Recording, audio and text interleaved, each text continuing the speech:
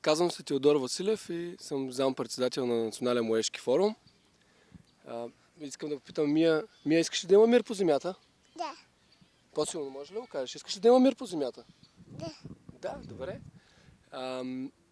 За Световния ден на мира знам от около 3-4 години, когато за първи път се свързах по имейл и гледах презентации на Джереми Гили, един човек, който от може би десетилетие се опитва да наложи тази дата като един ден, в който по целия свят няма да има въоръжени конфликти и поне за един ден можем да спрем въоръжените конфликти по света и да замъкнат оръжията и да започнат да говорят хората или по-скоро сърцата на хората да започнат да говорят.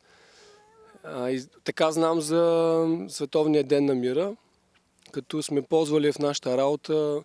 Има един много интересен наръчник, разработен от Peace One Day, организацията на Гили, който е за работа с ученици и за работа с млади хора в връзка с темите за ненасилие, за мир, за разбирателство между хората.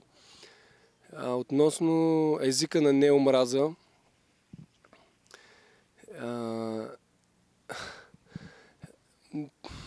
доста често си мислим, че когато осъзнаваме този факт, аз ако трябва да кажа за себе си, приемам се за позитивен човек, стремя се да мисля абсолютно позитивно, с изключение на моментите, в които примерно съм задръстван или в някаква много изнервена ситуация, но като цяло гледам позитивно на живота и въпреки това доста често осъзнавам, че имам стереотипи, които са много дълбоко заложени в мен и това си давах сметка много за него през последната една година, когато ми се наложи да работя с ромски младежи и въобще в ромската общност и осъзнах колко стереотипи, всъщност език на омраза има, когато ние говорим за тях, когато сме сред тях и дори когато сме пред тях и говорейки с тях, го използваме този език, който е прикрит зад различни думи, които на пръв поглед не би трябвало да носят негативност и така определен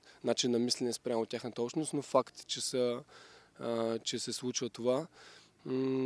И от друга страна пък навсякъде около нас в интернет и в общественото пространство постоянно се сблъскваме с език, който не би трябвало според мен да се ползва, когато говорим едни между други, между нас хората и всъщност това, което се случва е, че много говорим, а малко се слушаме и много казваме, обаче малко всъщност достига до сърцето ни. Много рядко говорим от сърце и се опитваме да чуваме другите хора, когато те говорят от сърце или се опитваме да чуем зад думите им това, което всъщност те искат да кажат.